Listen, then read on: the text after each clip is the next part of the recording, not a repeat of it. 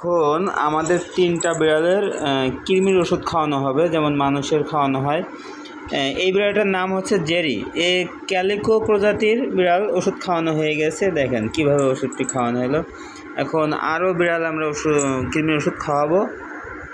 তো চলুন আমরা দেখি আরও বিড়ালগুলো কোথায় আছে।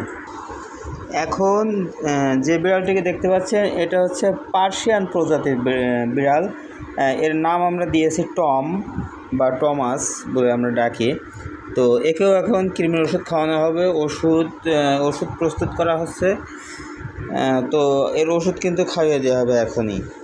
খুব চালাক আছে, ওষুধ খাইতে চায় না, একদম বাচ্চা পোলাপানের মতো আর কি।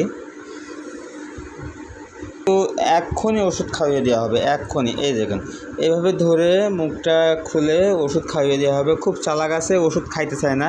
দেখুন মুখটা খুলতেই চায় না কোনোভাবে। তো বাচ্চাদের মতো জোর করে ওকে ওষুধ খাওয়ানো হবে। এদিকে ঘুরে দিই একটু। ওষুধ খাওয়ানো হবে। হাঁকরো টম হাঁকরো। আর রে কি চালাক, হা করতে চায় না। হ্যাঁ, গলার ভিতর দিয়ে ওষুধ দিয়ে দাও। ওষুধ খায় দৌড়। আমাদের বিড়ালের ভিতরে এইটা সব থেকে চঞ্চল। এটা হচ্ছে পার্সিয়ান ট্রুকোট প্রজাতির বিড়াল এটি। এর নাম আমরা দিয়েছি কালু মস্তান।